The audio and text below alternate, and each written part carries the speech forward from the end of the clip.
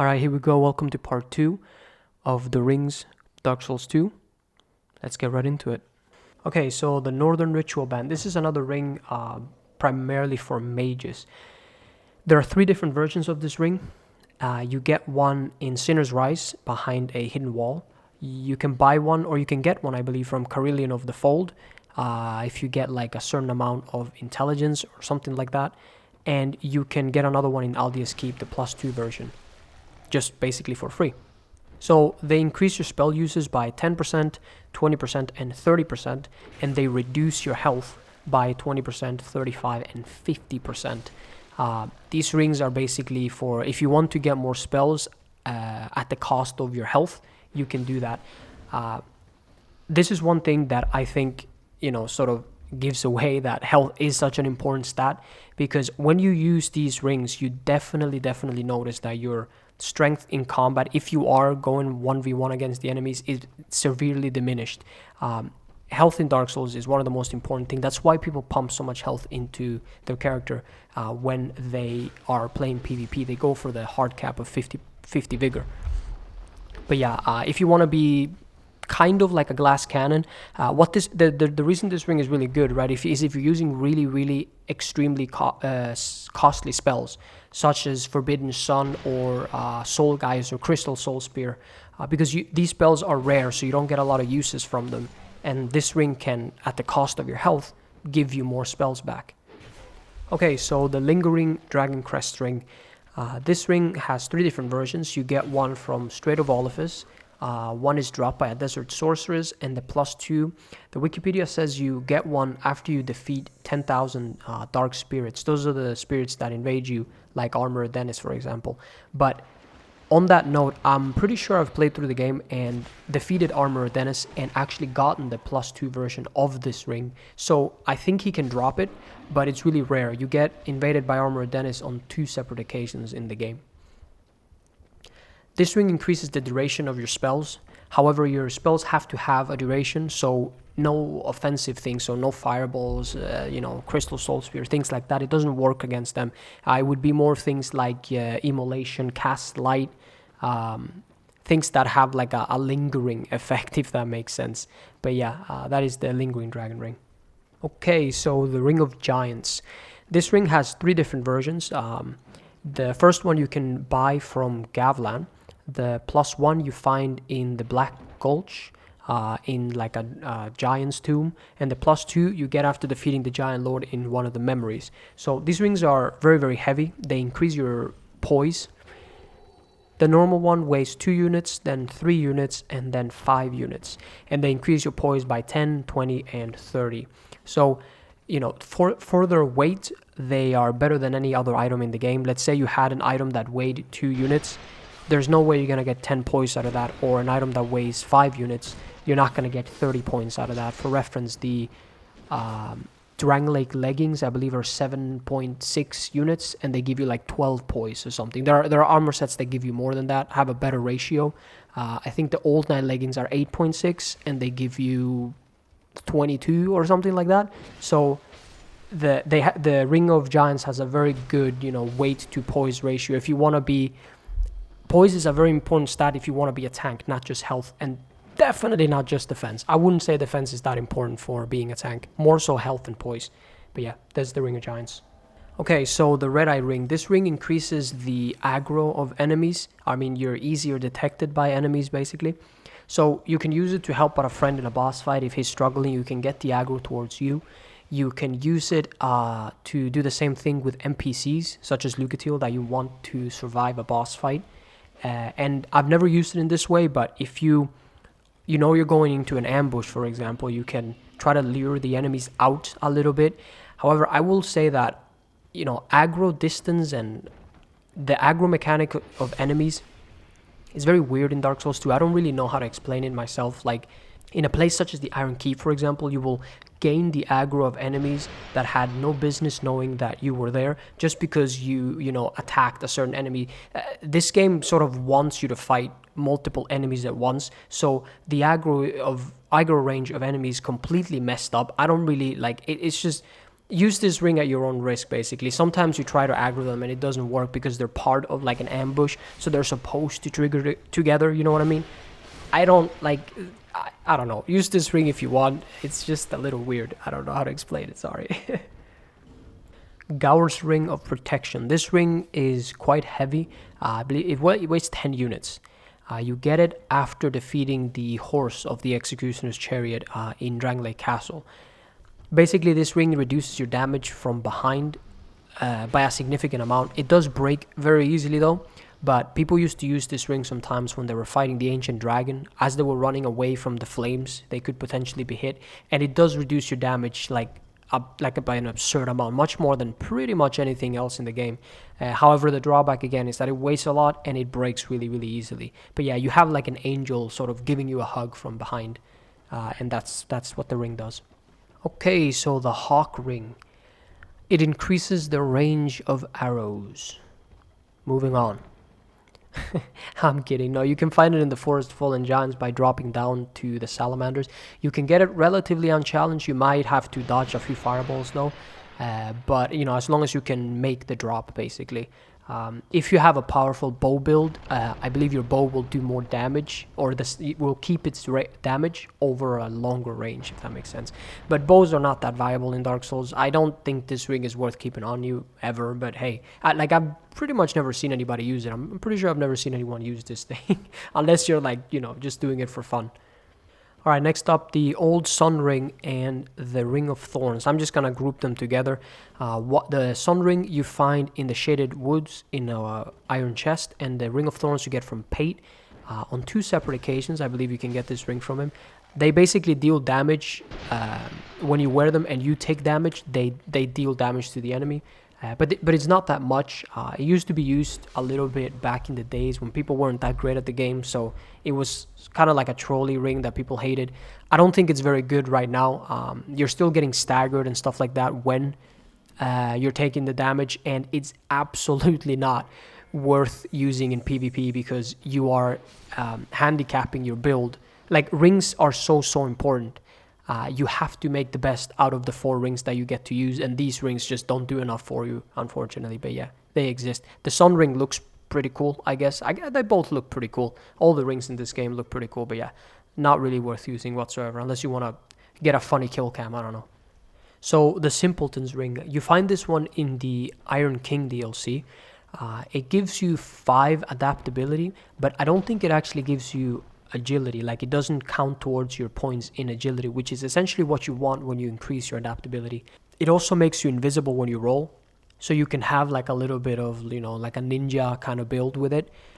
Generally, I don't think it does enough for you to warrant a slot in the ring slot, basically. I would give it a pass, but it's cool that it's in the game. It's nice, but it's not that super duper useful, you know. Okay, so the Ring of the Dead. This ring is given to you by a Malfinito after you free her at the top of the tower, at the highest room of the tallest tower in Drangleic Castle. You need the key to the embedded to do this. This is a weapon you get after defeating the Demon of Songs. So this ring lets you keep your human appearance when hollow, right? But I believe you still lose your health and you get all the other, like, it's just a visual kind of thing. I think that this takes a little bit longer though, but there are 3 crowns, the 3 crowns of the 3 DLCs. If you bring those crowns back to Vendrick, he will put like a blessing on them. So while you're wearing these crowns, they're quite heavy though, but while you're wearing these crowns, you will have the same effect, except you don't lose your health. It's like you're playing a different Souls game pretty much. In this game, you lose 5% of your health every time you die. You do have to complete all the DLCs. This is why this is a little bit difficult to do. And once you've completed all 3 DLCs, are you really struggling with Dark Souls that much? You know what I mean? But yeah, you basically keep your human appearance and you don't go hollow every time you die. You still use your souls though, but you just don't like go through the hollowing process.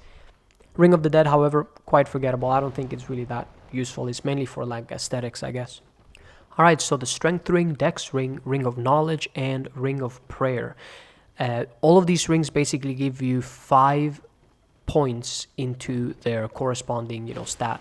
So Ring of Strength, Ring of Dex, and the Knowledge gives you Intelligence, and Prayer gives you Faith. They're pretty straightforward rings. However, you can use them in sort of like a sneaky way, if you will. Let's say you have a weapon, you have a build that's 40-40 strength and dex, or 20-20 intelligence or faith. You can put these rings on and see what 5 points of strength, 5 points of dex, how much damage you would then do with these rings equipped before you actually have the stats to put them on. I would argue that the Ring of Knowledge and Prayer are slightly better. However, it's very inconvenient to take them on and off. But let's say you have a spell that you can't use, you're missing about 5 points, right? You can put on the Ring of Knowledge, the Ring of Prayer, and the game allows you to cast that spell as long as you're wearing the ring. Let's say you're using, some sort of a buff miracle. You're missing 5 points, you can put on the Ring of Prayer, cast a spell, take it off, and you have the effect of the spell for the duration of the ring. You can use them in that way. I don't tend to use these rings, but it's good that they give you the option to do it. Okay, so the Ivory Warrior ring and the Baneful ring. These rings are not that great.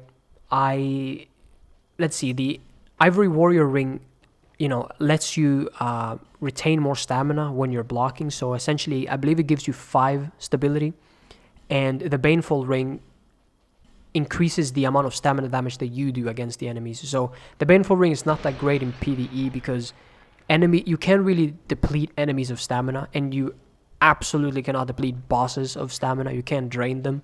And if you really want to use something, if you want to have more stamina when you're blocking, you could just use a Great Shield. Or the thing about that is that I've tried it, by the way. The thing about it is that you're also using stamina as you're attacking the enemy. So if you have more stamina than the other person, you would most likely win regardless, in a trade-off. Or you don't, because the point of shields is to block. So I don't know. They don't do enough, in my opinion. These rings are very bad. I've tried to make the best out of them, but they just don't really work that well.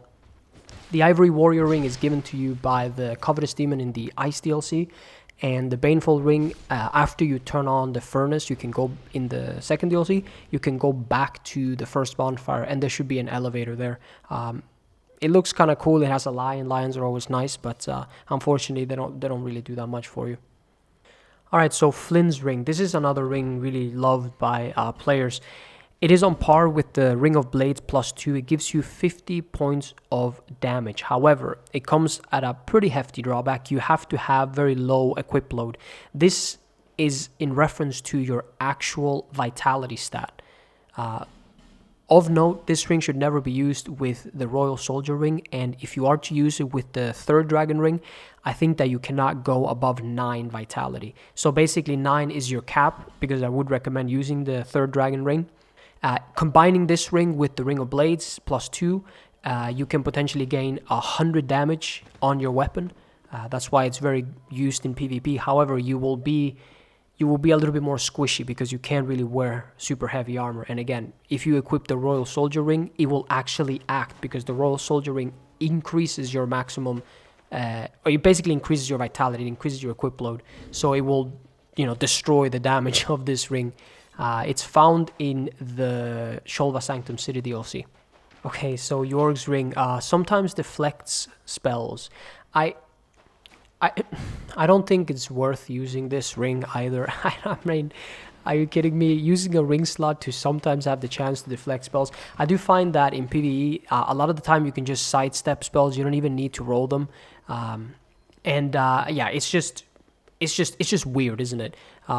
It's just, a gambling ring pretty much. I wouldn't recommend it. You get it after you defeat Sin, the Slumbering Dragon. Okay, so the Ring of the Embedded. This ring increases your vigor, endurance, and vitality. The lesser the player's stat, the better the effect. I will admit I've never really used this ring. It increases the damage that you take by 8%. But I'm assuming this is a good ring for low-level characters. Like if you're doing a level 1 run, and you can combine it with things like the Vessel Shield and other, weapons and armors that increase your overall stats, basically. Okay, so the Clutch rings. These rings are found in the DLCs for the most part, or entirely in the DLCs. They give you 30 points of damage towards the corresponding element. So You can use these rings if you are trying to do a lot of damage as a mage. You can kind of think about them as like a ring of blades for spells, but they can also be used on enchanted weapons or weapons that have... They're better on weapons that have innate elemental damage. If you have a weapon that does a lot of a specific element, like the Crypt Blacksword does a lot, I think it does more dark damage when fully upgraded than actual physical damage. The sorcery or the Dark Clutch ring will be really good on that weapon, potentially even better than the Ring of Blades, because again, when you have split damage, the Ring of Blades only does half its job, right? But yeah, that's what these rings do. They can be used with spells and they can be used with weapons. They do make a decent difference, you know. Okay, so the Stone Ring. This ring gives you, it's 30 points of poise damage is what the Wikipedia says. You find it after killing the ogre in Things Betwixt. It's, you know, medium heavy, basically. But the thing about this ring is that, you know, depending on what kind of enemy you're fighting and what kind of weapon you have, it can either be really good for your build or absolutely useless. I'll give you an example. In the Forest of Fallen Giants, for example, the first area, because a lot of people tend to kill the ogre and Things Betwixt and then equip this ring. It's not really necessary, because everything in the Forest of Fallen Giants you will be able to stagger even if you were using your fist, right? There's no like staggering enemies longer. That just depends on the weapon, right? Slower swinging weapons will stagger the enemy longer because you need to get the second swing. However, if you equip the Stone Ring, you don't like the animation of the stagger for the enemy isn't really longer. So what I'm saying, like, let's say you go to No Man's Worth and you're using a longsword, for example, that doesn't have a lot of poise. You won't stagger the enemy every single hit, especially with hyper armor, which is another thing. I don't... which is basically when the enemy's attacking you, they get poise as they're attacking. It's a little bit complicated to explain. But when you're fighting medium-sized and heavier enemies, then the Stone Ring can be good depending on what weapon you're using, right? But if you're using a greatsword, then it's not that useful because you won't be staggering the enemy regardless. So that's why I said it depends a little bit on what weapon you're using, what enemy you're fighting. It does weigh 1.5 units depending on your vitality. This could be a lot. 1.5 units could be the difference between you fat rolling and fast rolling. However, I will say this ring is very good in the DLCs, especially the Crown of the Sunken King and the Crown of the Ivory King. From my experience, the enemies in the green DLC, Sunken King, have the most poise. The enemies in the Ice DLC have the second most poise, and the enemies in the Crown of the Iron King, Jesus, it's hard to remember all those names, they have the least amount of poise. So when you're fighting the enemies in the DLC, essentially, you could use the Stone Ring quite effectively. You may actually have to combine it with, you know, big weapons as well to be able to stagger the enemy in one hit, because they have just been made absolute stat bags. But yeah, that is the Stone Ring for you. It can be useful. Keep it on your build if you will. The Covetous Gold Serpent Ring. There are 3 different versions of this ring. You get one in the Iron Keep. Another one is sold to you by Magrold after you spend, I believe it's 9 or 10,000 souls on him. It's a little weird because you meet Magrold before you have the chance to get this ring, and I would recommend spending those 10k on him to get this ring if you wanted. It increases your luck basically, and the +2 is given to you by the Gargoyles on New Game Plus. The first one increases your item discovery by 50%, the second one by 75%, and the +2 by 100%. I believe item discovery is calculated like other things, so you actually have to go all the way to 1,000 to get the maximum. But even then, I don't think you can get 1,000 as a matter of fact. However, some items have less than a 1% chance to drop. So even if you were to have 1,000, you still don't have quote unquote 100% chance of getting that item, even if you stacked all of the bloody item discoveries. I probably shouldn't talk to, like, item discovery is really difficult to explain and all that stuff, but you know, the better you have, the better it is. You can stack it with things like Jester's Hat, the Symbol of Avarice, the Watcher Dragon Parma, things like that. But yeah, that's the Covetous Gold Serpent Ring. So the Name-engraved ring, you can buy this from the cat in Majula, and when you put it on, you will open up a list of they're called gods, but basically sort of servers, you have to pick the same god as your friend if you want a bigger chance to be able to summon your friend, basically. It's a ring that you use for co-op. Okay, so the Slumbering Dragoncrest ring, you get this from ranking up in the Rat Covenant, and it says that it produces no sound when you walk. I don't really know if this is useful. I don't think, like, there's a spell in the game called Hush, and that does the same thing. It kind of creates like an aura around your legs and you don't produce any sound. But this does not prevent enemies from like waking up or aggro or not aggroing towards you. So I would assume this ring does the same thing. That spell and this ring, for as far as I know, they're useless. Even if they have a use, it's probably very minor. But yeah, that's the Slumbering Dragoncrest. Alright, the Illusory Ring of the Conqueror and the Illusory Ring of the Exalted. Exhausted? I don't know. One makes your left-hand weapon invisible. That's the one that, the Illusory Ring of the Conqueror, beating the game without dying. And the other one makes your right-hand weapon invisible. That's beating the game without resting on a bonfire. These rings can have their use in PvP if you want to be unpredictable. One thing that I find a little bit crazy, I guess, is that you have to make your way through the entire game in PvE, ideally offline, right? Because you don't want to be invaded when you're trying to play the game without bonfires and without death to get a reward that's going to help you out in PvP. I mean, I guess whatever. There's a spell in the game that makes your weapon invisible, but this can be a little bit more predictable, because what you can do with these rings is that you can put them both on. However, that is a pretty hefty price to pay in the first place. But put them both on and have a set of different weapons in your hand that the enemy won't be able to tell what weapon you're holding. Let's say you're holding a lance, right? If he doesn't know it's a lance and you all of a sudden do a running attack and catch him off guard, it's really good. Then you switch weapons.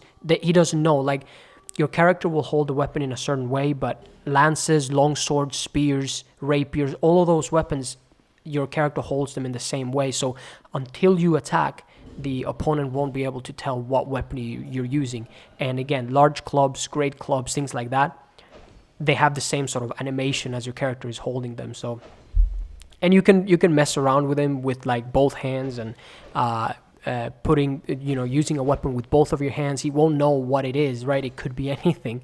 So yeah, that's one of the uses for these rings. Get them if you are up for the challenge. The Delicate String increases your chances of being invaded. There you go. Okay, so the King's Ring is acquired in the Undead Crypt after you meet Vendrick for the first time. You require his ring to open up 3 king doors, including the one to fight the final boss. And you also needed to get his armor. It doesn't have very many other uses. It gives you a little bit of like elemental defenses as well. But you need to have it on your character pretty much at all times. You don't want to like buy one of these King's Gate and have forgotten the ring at the bonfire, have to go back and fight all the enemies again. So yeah, you need them to access the giant memories as well.